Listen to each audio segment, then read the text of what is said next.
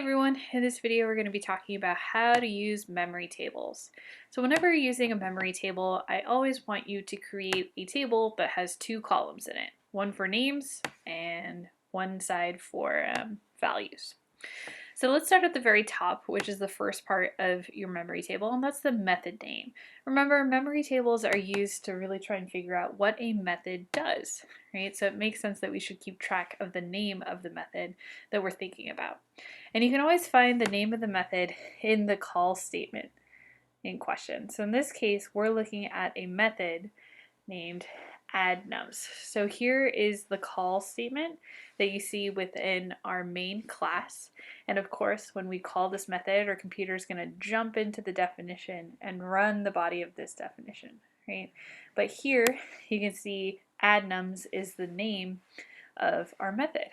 So let's do that. Let's write it down, the name of this method. So it's addNums, like so. All right, the next thing that we want to do is keep track of any of the names that you see within your method's definition.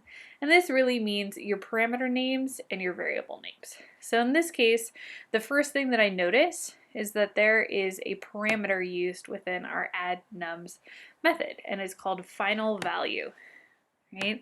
So let's write down final value.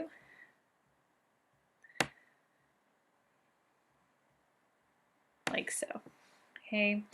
And we can figure out the value of this name, this parameter, by looking at the call statement. Remember, we have to pass in arguments to represent these parameters within the method definition. So in this case, the value of final value is 5. Now, whenever you're writing down a value, you want to put it in the value column right to the right of the name in question. So because final value is 5, I'm going to put it right next to the word final value. And we want to save all of this room because it could change. And so we need to make sure that we can keep track of all of the different values that this parameter becomes within our method definition. So save some room. But let's continue on in the body of our method. So here's a comment that has nothing to do with names, but you'll notice this line of code. Here we're creating an array list. More specifically, we have a reference name, aka a variable, for this array list named numbers. So this is another name that we want to write down. Now there's a special rule when we're thinking about representing array lists and arrays within our memory table, is that as soon as you create one, even if they're empty, I want you to add square brackets here, right? This will help us keep track of the notion that there are multiple values created here. All right, and as you can see, it creates an empty array list. So we're not going to put any values inside of these square brackets yet. So we keep going, and you'll notice that we have another variable. In this case, our variable is count. So let's write down count. And it looks like count is initialized to 0. So we want to make sure that we get that value in there to help us remember that count is 0 right now. And then keep going. So here we hit our while loop. And remember, our while loop will execute as long as the condition, aka the Boolean expression found inside of the parentheses, is true, right? So it evaluates to true. In this case, we're asking, is count less than or equal to final value? Well, count is 0, and final value is 5. So we're asking, is 0 less than or equal to 5? Well, it is, and that means that we get to execute the body of this while loop. Now here, it looks complicated, but it's all stuff you know, right? Here, we're looking at our numbers array list, and then we're adding a value to that array list. More specifically, we're adding an integer object that is the value of count. So what is count right now? It's 0. That means we're adding the integer 0 to our array list. And we want to keep track of that. So we're going to put that 0 in between our square brackets. And then we jump down to here and you'll see count plus plus. And remember, this is just our shorthand, our lazy way of writing this statement. Count equals count plus 1. So that's just the lazy way of writing this statement, which you guys have seen before. So in this case, we want to add 1 to the current value of count. And whenever your variable changes values, what I want you to do is cross out the old value and then write the new value to the right of that old value. This will help us keep track of what the variable used to be as well as what it currently is. And this is really great for when we're, trying to catch some mistakes. This slows us down and makes us think a little bit more. So now we jump back up to the top of the while loop because we finished the body. And we ask ourselves, is this condition true? Well, 1 is less than 5. So it is true. That means we get to execute the body of our while loop again, which means we're going to add a new integer to our numbers array list. And in this case, that new number is the current value of count, which is 1. So we're going to add 1 to our array list. Then we're going to update the value of count by adding 1 to its current value.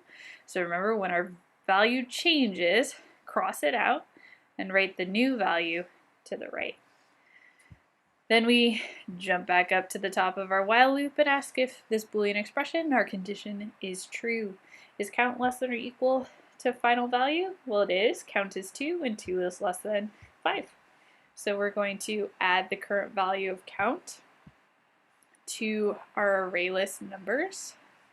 And then we're going to update the value of count by adding 1 to it.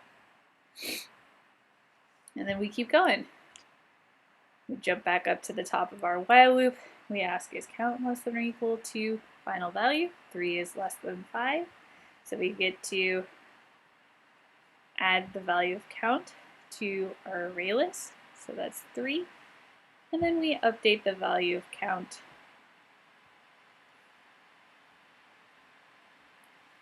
Now that we're done with the body of the while loop, we go back up to the very top and ask, is count less than or equal to final value? 4 is less than 5. So then we run this line of code again by adding the current value of count to our array list. And then we update the value of count by adding 1. We go back up to the top of our while loop and we ask, is count less than or equal to 5? Well, 5 is equal to 5. So that's still true. And we get to run the body of our while loop again. And that means that we're going to add the current value of count to our array list. And then update the value of count. And then we go back to the top. And we ask, is count less than or equal to final value? And in this case, it's not. 6 is greater than 5. So we skip over the body of our while loop and we keep executing lines of code that are found after this last curly brace. Remember, we use curly braces to tell us when things start and end. So this is where our while loop ends. And that means we got to run this line of code, return numbers. And this is the last thing that you should always add to your memory table. This is the value that is returned. In this case, we are returning the current value of numbers. Well, what's numbers? We can see that here, right, in our memory table. It's an array list of integers, more specifically the integers 0 to 5. So that's what we're going to see returned by our method call. So this thing right here becomes the array list 0, 1, 2, 3, 4, and 5. Which means that's what this reference variable is going to save. Okay? The last thing that I want you to do, just to know that we finished this, is cross out your memory tables when you're done with them. Right? That means that we completed it. We know for a fact that the thing that is returned is numbers. Nothing else is going to happen here. It's also really important that when you are creating a table and working through a memory table that you complete it. Even if you feel like you recognize the pattern, once you stop in the middle, you're much more likely to make mistakes. So I challenge you, even if it feels repetitive, even if it feels like it's taking a long time, complete your memory tables to the very end. That is, run the very last line of code in your head and put it in your table, right? That is going to help you make fewer mistakes, right? Research shows that if students are given a memory table, it helps, but it only helps if you take it line by line to the very end, even if it seems like you already know what you're doing. So make sure you go through that process.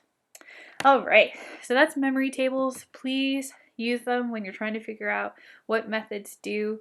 This can really help you on the exam because you can create these memory tables on pieces of paper, and that will, help you slow down, help you think about the code as it's possibly being executed by a computer. Cool. Let me know if you have questions.